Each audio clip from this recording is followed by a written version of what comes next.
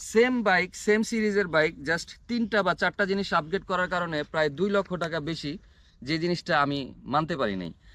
সালামু আলাইকুম, আমি Khaled Mohammad Walid Prince. Welcome to my YouTube and Facebook page Walid the traveller, and welcome to my another new video. গোপ্রোতে video করতে গেলে সবচেয়ে সমস্যার যে বিষয়টা বা টেনশনের বিষয়, সেটা হচ্ছে সাউন্ড রেকর্ড হচ্ছে কিনা, ভিডিও রেকর্ড হচ্ছে কিনা, ক্যামেরা হ্যাং করে আছে কিনা, এরকম। তো এই টাইপের প্যারাটা আজকে এই ভিডিওর মধ্যে খাইছি। বাট অনেক সুন্দর একটা লোকেশনে গেছি। আপনারা লোকেশনের কথা জিজ্ঞেস করবেন, অবশ্যই আমি জানি। এটা হচ্ছে আমিন মডেল টাউন, ড্যাফোডিল ইউনিভার্সিটির ঠিক পাশেই। আপনারা যারা উত্তরা বা মিরপুর থেকে আসতে যাচ্ছেন, তারা দিয়াবাড়ি হয়ে আকরাইন বাজারে আসলেই কাউকে জিজ্ঞেস করলে হয়ে যাবে যে ড্যাফোডিল ইউনিভার্সিটিটা কোথায়, সবাই দেখায় দেবে। তবে ভিডিওর মধ্যে অনেক ইনফরমেটিভ বিষয় আছে, আপনারা ভিডিওটা দেখবেন, ভালো থাকবেন। ইয়ামাহা R15 ভার্সন 3 কেনার পরে সবচেয়ে প্রথমে যে প্রশ্নটা সবচেয়ে বেশি আমার কাছে আসছে, সেটা হচ্ছে, ভাই এম বাজারে থাকতে আপনি কেন ভার্সন 3টা কিনলেন?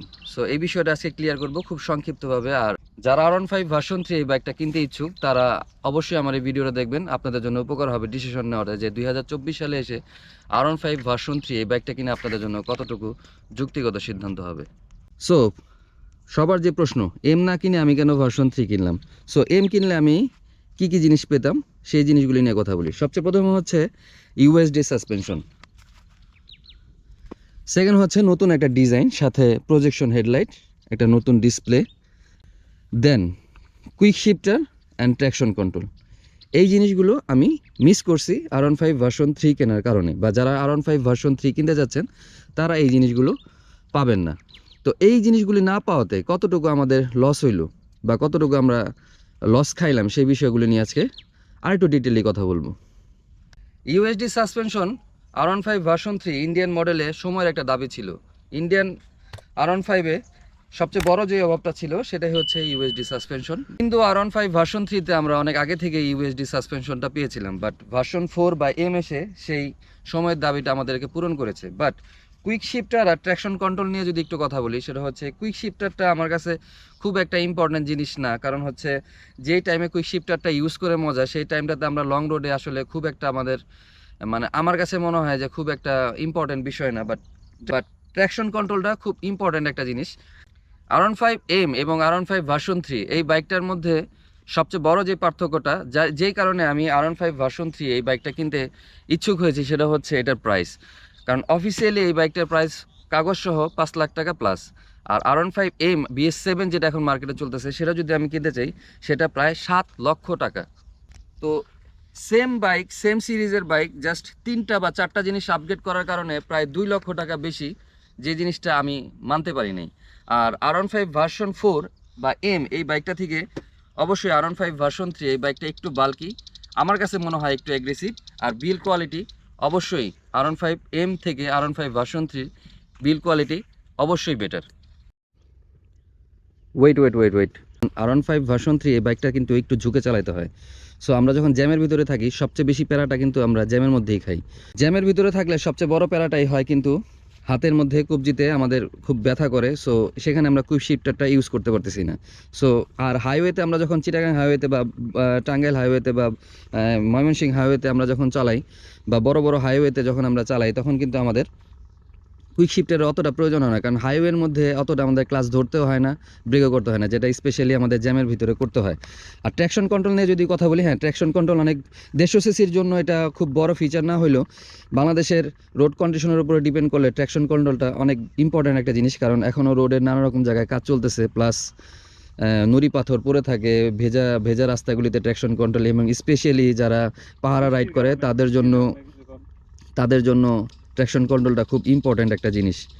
তখন ট্র্যাকশন কন্ট্রোলের মজাটা আসলে পাওয়া যায়। আপনারা যারা R15 ভার্সন 3 কিনতে যাচ্ছেন, আপনাদের বাজেট 3 থেকে 3.5 লাখ টাকা। 3 থেকে 3.5 লাখ টাকা বা 4 লাখ টাকার মধ্যে বাজারে আপনারা অনেক ধরনের স্পোর্টস বাইক পেয়ে যাবেন। বাট সেই কোম্পানির বাইকগুলো কিনতে গেলে আপনাদের কিছু হেসেল মাথায় নিয়ে কিনতে হবে, যেমন স্পেয়ার পার্টস অ্যাভেলেবিলিটি।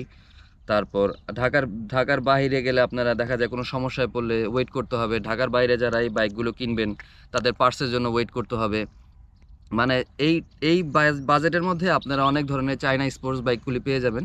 লুকসের দিক থেকে অনেক সুন্দর, সেগুলো অনেকেও চালাচ্ছে, হাজার হাজার কিলোমিটার চালাচ্ছে। বাট ঢাকার ভিতরে হইলে আপনি টুকটাক ম্যানেজ করে চালাতে পারবেন। ঢাকার বাইরে হইলে দেখা যায় আপনাদেরকে পার্টস ম্যানেজ করার জন্য 1 দিন 2 দিন বা সার্ভিস করানোর জন্য অনেক জায়গায় টেনশনে থাকতে হবে। বাট R15 ভার্সন 3 যদি 3-3.5 লাখ টাকা বা 4 লাখ টাকার মধ্যে আপনি অথেন্টিক কোনো জায়গা থেকে কিনতে পারেন বা কারো কাছ থেকে কিনতে পারেন, সেই ক্ষেত্রে পার্টস নিয়ে আপনার কোনো চিন্তা নাই, সার্ভিস নিয়ে আপনার কোনো চিন্তা নেই। এবং আমি বলবো হ্যাসেল মুক্তভাবে কোনো বাইক চালাতে গেলে R15 ভার্সন 3 এই বাজেটে আপনার জন্য সবচেয়ে বেস্ট একটা বাইক হতে যাচ্ছে।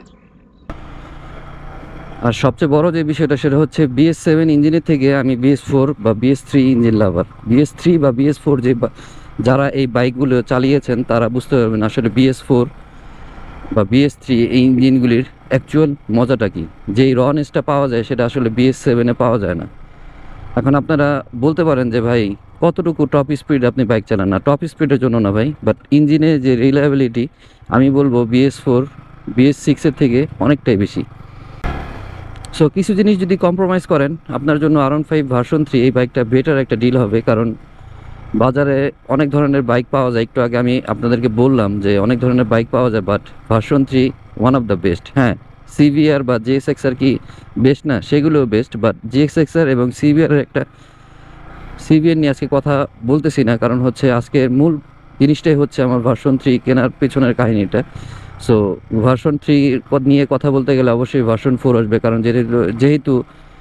যেহেতু এটার আপগ্রেড মডেলটাই হচ্ছে ভার্সন 4 বা M। সো এই জন্যই আজকের ভিডিওটা এটা নিয়েই বললাম। আর ভাই কিছু জিনিস কম্প্রোমাইজ করলে আপনি প্রায় 2 লক্ষ টাকা সেভ পাচ্ছেন। যে একটু ঝুঁকে চালাতে হয়, পিলিয়ন কমফোর্টটা খুব একটা ভালো না, আর পিলিয়ন নিয়ে চালাইলে আপনার দেখা যায় আপনি যখন ব্রেক করবেন পিলিয়নটা আপনার উপরে এসে তার প্রেশারটা আপনার উপরে পড়ে।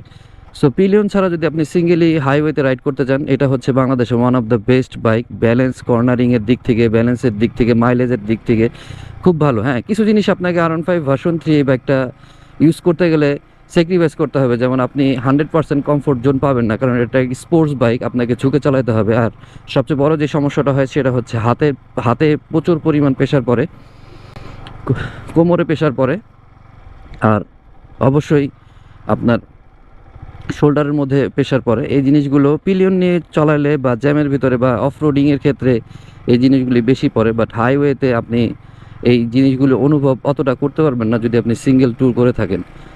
আপনি যদি একটা বেটার মাইলেজের একটা বাইক চান, সেক্ষেত্রে R15 version 3 better looks, better mileage, better performance, spare parts availability সব দিক থেকে বিবেচনা করলে R15-কে কেউ ফেলে দিতে পারবে না। আর বাজারে অনেক ধরনের বাইক আসতেছে, বা নতুন হায়ার সিসি সেগমেন্টে অনেকগুলো বাইক বাংলাদেশে দুই